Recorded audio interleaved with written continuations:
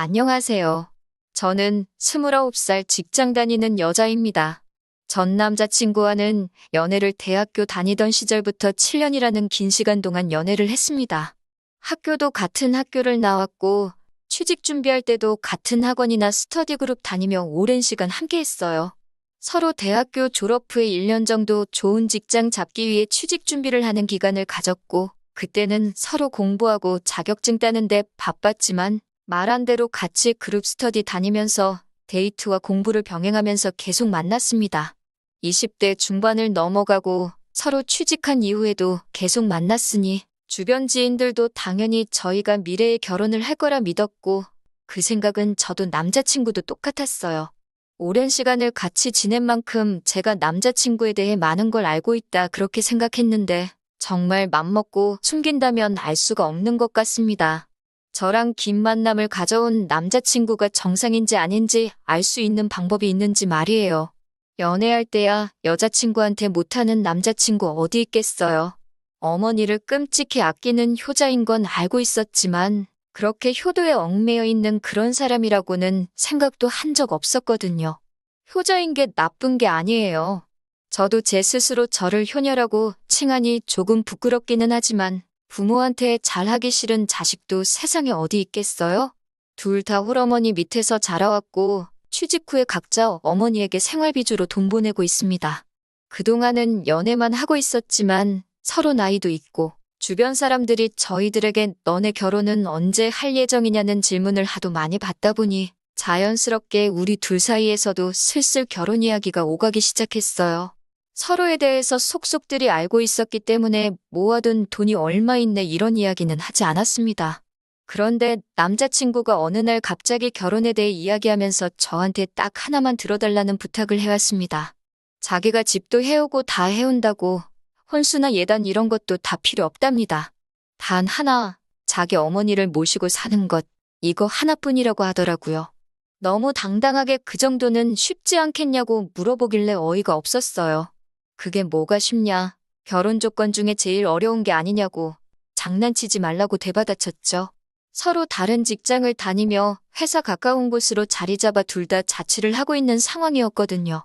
남자친구 어머님이 사는 곳이 두 사람 다니는 직장에서도 가까운 곳이 아닌데 그 집에 들어가서 살자는 겁니다.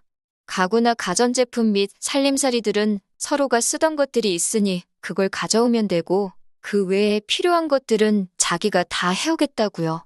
제가 부탁을 들어줘야 하는 상황이니까 맨몸으로 시집오라고 합니다. 쉽다고 말했으면서 자기가 엄청 어려운 부탁하는 건 알고 있기는 하더라고요. 둘 다 비슷한 회사 다니면서 월급도 비슷하게 받고 있는 상황이었기 때문에 저도 할 말은 해야겠다 싶더라고요. 엄마 집으로 들어가서 사는 거면 집은 나도 해올 수 있고 침대며 필요한 혼수들도 전부 제가 해올 능력 된다고요. 그래서 반대로 저도 남자친구한테 물어봤어요. 너가 해올 것들 내가 다 해올 수 있는데 그러면 반대로 우리 부모님 모시고 살 수 있냐고요. 침대 하나만 사오면 부모님 모시고 살 수 있는 거냐고 물어봤어요. 그랬더니 자기가 무슨 침대 하나만 들고 결혼하려고 했는 줄 아냐면서 저보고 비하기 심하다고 하네요. 애초에 신혼생활부터 우리 엄마가 됐든 너네 엄마가 됐든 학가에서 살 생각 전혀 없었다고. 혹시나 만약에 나중에 둘 중에 어느 한 분이라도 나이 드셔서 거동이 힘들거나 상황이 안 좋아지면 모를까? 아직 우리 엄마나 너네 엄마나 다 한참 되시고 일도 하고 계시는데 우리가 왜 신혼부터 모시고 살 생각을 하고 있어야 되냐고. 나는 그렇게 못하겠다. 솔직한 마음을 이야기했어요. 그랬더니 남자친구가 저한테 그래? 그럼 너는 나랑 결혼 못하겠네. 이렇게 자신있게 대답하더라고요. 그때 느꼈어요. 이 사람이 말하는 게 떠보는 게 아니고 진심이라는 걸요. 무슨 면접 보는 것도 아니고 아무리 몇 년을 연애해왔지만 결혼의 자격을 자기 입으로 논하는 게 어이가 없었죠. 부모님 안 모시고 산다면 결혼을 안 하려고 하는 거냐 물었더니 다른 건 몰라도 그것만큼은 양보를 못 하겠다고 하더라고요. 그래서 저도 알겠다고 그러면 둘 다 더 이상 시간 낭비할 게 뭐 있냐고 이만 헤어지자고 강수를 뒀어요. 그러니까 정말 입가에 거품을 물면서 저한테 뭐라 하더라고요. 저보고 이상한 억지 부리지 말라면서 말입니다. 너네 집이 엄청난 부자라면 모를까. 일반적으로 보면 대한민국에서 처가살이 하는 남자보단 남자 쪽 부모님 모시고 사는 비율이 더 높다고. 그만큼 부모에 대한 봉양 의무는 남자한테 있는 거나 마찬가지라고. 이제 막 군대 전역해서 대학생활 다시 시작한 제 남동생까지 들먹이면서 너네 부모님은 나중에 제 동생이 모시면 되는 거 아니냐고 하더라고요. 우리가 만나온 게 벌써 몇 년째인데 너가 이런 사람인 줄 진작에 알았다면 애초에 저랑 그렇게 길게 만나지도 않았을 거라고. 자기가 사람 보는 눈이 없어서 시간 낭비했다는 식으로 말을 하더라고요.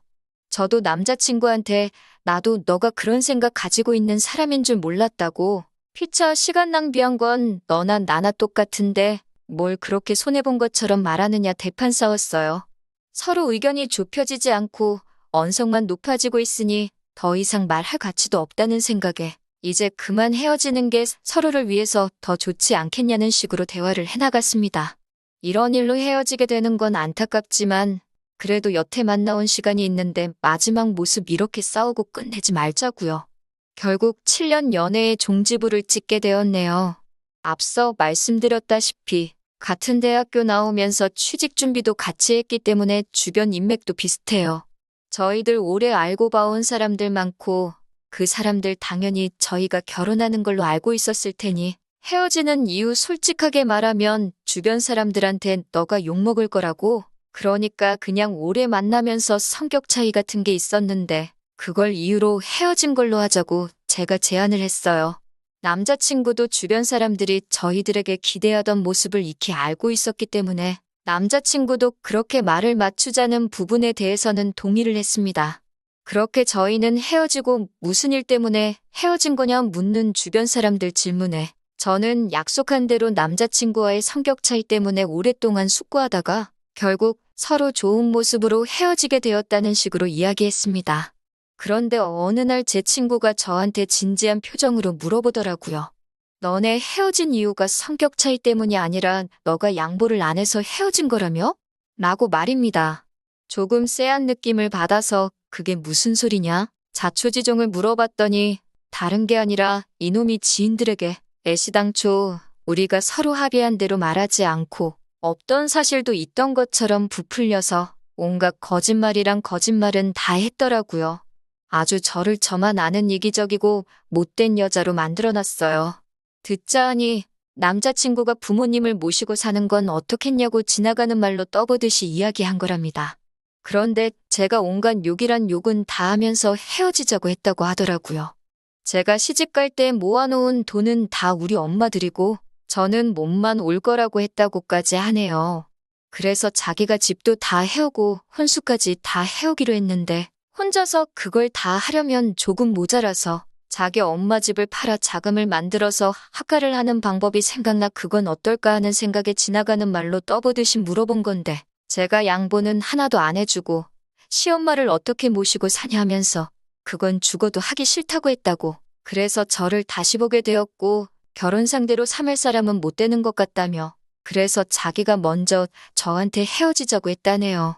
심지어 저는 여태 모은 돈을 결혼하면 엄마에게 준다고 했다더군요. 그러고 나서 얼마 뒤에는 또 제가 혼수 정도는 해올 테니 다시 만나달라고까지 남자친구한테 매달렸답니다. 그런데도 혼수해오는 조건으로 시어머니 모시고 살지 않는 걸 조건으로 걸었다고 하네요. 저를 7년이나 사귀었지만 그런 사람인 줄 몰랐다고. 그래서 고민도 하지 않고 저를 차버렸다고요. 그 뒤로도 자기는 마음이 안 좋아서 맨날 술로 하루하루 보내고 하는데 저는 벌써부터 다른 남자 만나러 다니고 잘 지내는 것 같다고. 그게 자기는 너무 힘들다면서 지인들한테 술 한잔 사달라고 돌아가면서 불러놓고 똑같은 이야기를 했다네요. 그 중에서도 저를 떠본 거였다는 말이 제일 어이가 없어서 그게 날 떠보려고 스쳐가는 말로 한 거였다고 물어보니 그 친구가 제게 하는 말이 제가 남자친구에게 집이며 혼수까지 자기 혼자 부담시켜 놓길래 혹시나 싶은 마음에 제가 결혼을 해도 될 만한 여자인지 아닌지 테스트를 해보려고 학가 이야기를 꺼내 저를 떠본 거라고 했다고 말을 했다고 합니다. 그러니 사람들은 제가 남자친구랑 7년 연애하면서 남자친구가 모아놓은 돈 노리고 제 돈 한 푼도 안 쓰고 결혼까지 하려고 하는 날강도에다가 혼자 계신 시어머니 모시고 살 거면 결혼 안 한다고 땡깡 부리는 그런 생각 없는 나쁜 여자로 만들어 놓은 거죠. 주변 지인들에게 제 평판이 떨어질 대로 떨어진 상황에 제가 이걸 그냥 넘어갈 수는 없었습니다. 이 사람들이 제 인생에 얼마나 큰 부분인지는 모르겠지만 저만 천하의 나쁜 사람이 돼버릴 수는 없었어요. 그래서 참고 또 참다가 얼마 전에 나를 잡아서 남자친구한테 전화를 걸었습니다. 전화를 받자마자 너 사람들한테 왜 거짓말을 하고 다니냐고, 부모 모시고 살지 않으면 나랑 결혼은 못하겠네? 이딴 식으로 먼저 말한 건 너였고, 그래서 내가 헤어지자고 한 거고, 성격 차이로 헤어졌다 말하기로 해놓고 어떻게 주변 사람들한테 그렇게 말을 전하고 다닐 수가 있냐고 따졌습니다. 남자친구는 너가 양보 못한다고 한 거는 맞지 않냐고 적반하장으로 나오더라고요. 하도 남들에게 거짓말을 하고 다녀서 그걸 진짜라고 혼자 믿고 있는 거 아니냐고, 그리고 내가 언제 맨몸으로 시집 간다고 했냐고, 그것도 너가 너네 엄마 모시고 사는 조건이랍시고 먼저 말 꺼낸 거 아니냐고 따졌죠. 서로 시간 낭비하지 말자고 좋게 헤어지자고 해서 서로 동의해놓고 뒤로는 어떻게 내 호박씨를 까고 다닐 수 있느냐고 했죠. 그러니까 전화기 너머로 소리를 고래고래 지르면서 그게 어딜 봐서 좋게 헤어진 거냐 따지더군요. 너가 효심이라고는 눈꼽만치도 없는 사람이었다는 것만 해도 자기한테는 충격적이었다고, 만약에 진짜 우리가 결혼을 했어도 자기 엄마한테 엄청 못했을 거라며 땡깡을 부리더군요. 웃기는 소리 좀 하지 말라고. 그리고 그렇게 엄마 걱정하는 효자면 지금은 왜 따로 나와서 자취를 하고 있는 거냐고. 진작부터 엄마 집에서 살면서 효도하고 살았으면 모를까? 왜 꼭 결혼을 하고 나서야 엄마랑 같이 살려고 하는 거냐고 따졌습니다. 왜 꼭 효도를 결혼하고 나서부터 하려고 하는 거냐고. 진작부터 어머니 봉양하면서 살고 있었으면 모시고 살겠다고 말했을 때 너가 엄마를 끔찍하게 생각하는 걸 알고 생각이라도 해봤겠는데, 여태까지 대학생 시절부터 자취하면서 따로 살았으면서 왜 이제 와서 효자인 척 하느냐고 한마디 했죠. 그리고 합가 또한 사전에 저한테 비슷한 말 한 번 한 적이 없고, 결혼할 때 다 돼서 깜빡이도 안 켜고 일방적으로 그렇게 해야 한다 통보한 거는 너 아니냐고 계속 쏘아붙이니 자기가 주변 사람들한테 해놓은 거짓말이 앞뒤가 안 맞는다는 걸 느꼈는지 아무 말도 못하고 있더군요. 그러다 한참 뒤에야 어쨌든 너는 모시고 살 생각이 없는 거 아니냐고, 그게 이기적인 거라고 하더라고요. 여기까지 듣고 있으니 더 말할 것도 없다 생각해서 할 말 다 했다고, 뒤로는 거짓말하고 다녀도 전화기로는 솔직해줘서 고맙다고 이야기했어요.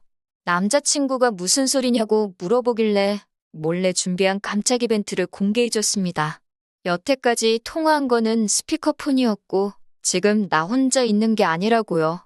내 옆에 지금 너가 나에 대해 거짓말하고 다닌 사람들 전부 한자리에 모아놓고 다들 들을 수 있게 스피커폰으로 전화한 거였다고. 뒤로는 나 몰래 모두에게 거짓말하고 다녔지만 이렇게 스스로 오해 풀어줘서 고맙다고 했습니다. 지인들을 공유하다 보니 남 일에 관심 많고 여기저기 떠벌리기 좋아하는 지인들도 많았어요. 최대한 우리 공통된 지인들에게 이 모든 진실을 속속들이 알려줄 만한 사람들로 엄선해서 자리를 만들었습니다. 남자친구는 제가 저 혼자서 전화를 걸었다고 생각하고 그 사람들이 모여있는 자리에서 사건의 전말을 자기 입으로 다 불어버리고 만 것이죠. 마지막 인사로 여태 뒤에서 나 씹어대느라 술값이며 돈 좀 썼을 텐데 이렇게 스스로 오해를 다 풀어줘서 고맙다고 했어요. 그리고 앞으로 다른 사람 한 방 먹이려거든 좀 더 조심 좀 하고 머리도 좀 쓰라고 전해줬습니다. 전화기 너머로 부들대고 있는 게 다 느껴지더라고요. 다행스럽게도 전 남자친구 덕분에 땅에 떨어진 제 평판은 얼마 뒤에 다시 돌아왔어요. 뒤에서 저를 씹고 수군거리던 사람들도 제가 그럴 사람이 아니란 거 알고 있었다고 저에게 다가와 마음고생 많았다고 다독여주더라고요. 무엇보다 놀랐던 건 남자친구가 이렇게 많은 사람들에게 제 뒷담화를 하고 다녔나 싶을 정도로 열 손가락으로 헤아릴 수도 없을 정도로 수많은 사람들이 이제야 오해를 풀었다며 저에게 연락을 해왔다는 거예요. 같이 취업 준비하면서 오랫동안 쌓아온 인맥이기 때문에 모임도 그만큼 잦았는데 남자친구는 그렇게 만천하에 자기의 본색을 들켜버린 이후로는 지인들 모임에도 코빼기도 비추지 않게 되었습니다.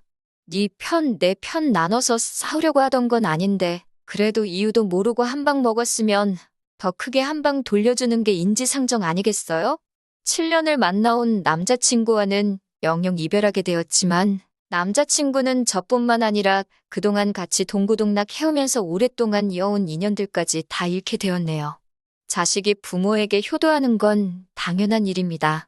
그런데 자기가 직접 해야 할 효도를 다른 사람에게 떠넘기는 건 진짜 효도가 아니라고 생각해요. 대신 해줄 사람을 찾을 시간에 엄마 주름진 손에 로션이라도 발라드리는 게 진짜 효도 아닐까요? 저도 이번 일을 계기로 다음에 만날 사람은 꼭 서로의 의견에 귀 기울여주고 대리효도 강요하지 않는 사람을 만나야겠다는 생각이 드네요. 긴 이야기 들어주셔서 감사합니다. 오늘의 사연은 여기까지입니다. 구독과 좋아요, 알람 설정해주시면 앞으로 더 좋은 사연으로 찾아오겠습니다. 감사합니다.